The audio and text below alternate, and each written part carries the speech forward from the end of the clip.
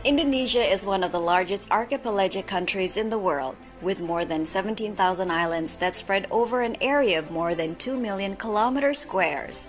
Indonesia is host to several unique ecosystems containing a large number of diverse species. At least 10% of the world's flowering species, which counts to over 25,000 species, flourish in Indonesia. There are also 12% of the world's mammals, 16% of reptiles, 17% of birds, 6% of amphibians, all of which are parts of the nation's lush biodiversity.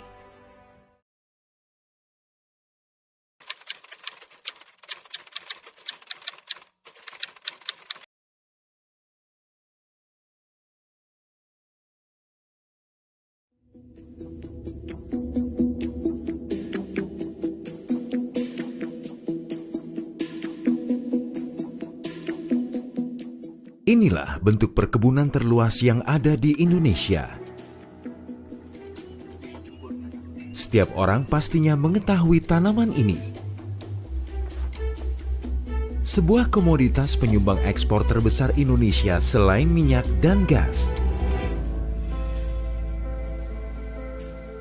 Tahun 2015, nilai ekspor produk dari tanaman ini mencapai 18,1 miliar US dollar.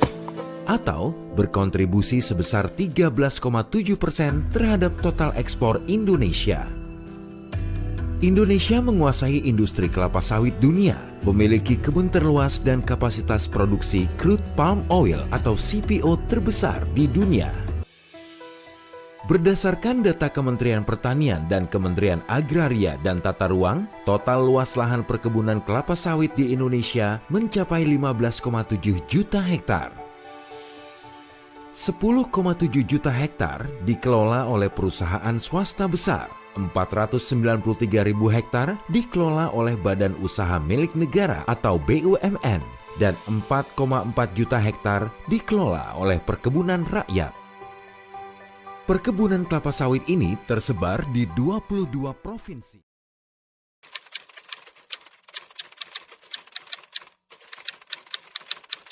Akhir-akhir ini, pengembangan industri kelapa sawit di Indonesia sudah memperhatikan pelestarian sumber daya alam.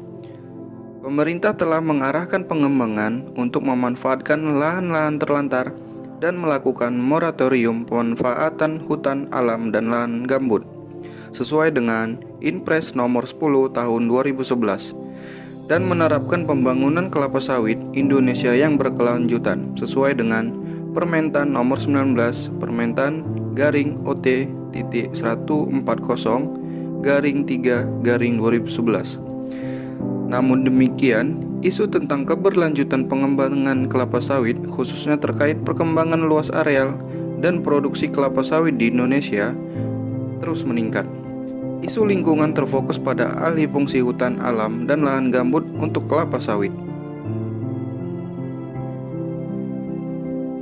Pada umumnya, perluasan besar-besaran dalam industri kelapa sawit menarik perhatian LSM atau Lembaga Swadaya Masyarakat.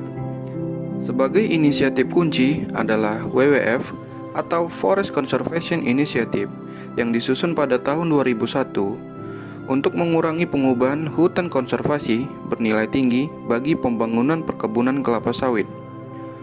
Untuk mencapai tujuan ini, WWF menggunakan gabungan pendekatan seperti pengembangan pengelolaan terbaik dari para pelaku pasar sepanjang rantai persediaan minyak kelapa sawit dan mempengaruhi kebijakan investasi bagi pembangunan perkebunan. Salah satu isu yang dilayangkan oleh Uni Eropa adalah kehilangan keanekaragaman hayati. Negara-negara penghasil minyak kelapa sawit juga menjadi pusat keanekaragaman nabati yang luas sekali. Klaim LSM adalah kelompok binatang tertentu, seperti orangutan, gajah, dan harimau, terancam punah melalui perluasan kebun kelapa sawit. Keadaan gawat dari orangutan yang terancam punah menjadi titik fokus dari berbagai kampanye dan diberikan ulasan pemberitaan ekstensif melalui media massa. Ancaman terbesar terhadap masa depan orangutan adalah pembakaran liar. Kelompok binatang lain yang terkena dampak pembangunan adalah gajah dan harimau.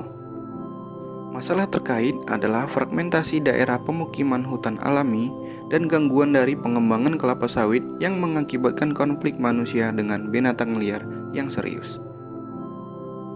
Fakta menunjukkan bahwa penyusutan habitat orangutan, gajah, dan harimau tidak semata-mata akibat konversi lahan hutan menjadi kebun kelapa sawit. Faktor lain yang mempengaruhi habitat orangutan, gajah, dan harimau diantaranya adalah perburuan liar dan pertambangan secara ilegal.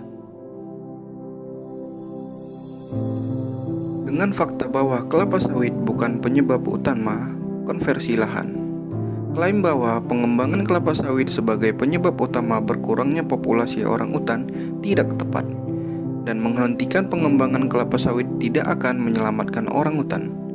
Di Indonesia, habitat orangutan dilestarikan melalui Suaka Marga Satwa yang ditetapkan dan mematuhi sejumlah undang-undang, lembaga pemerintah, organisasi konservasi, dan industri kelapa sawit yang mendukung penuh program perlindungan orangutan.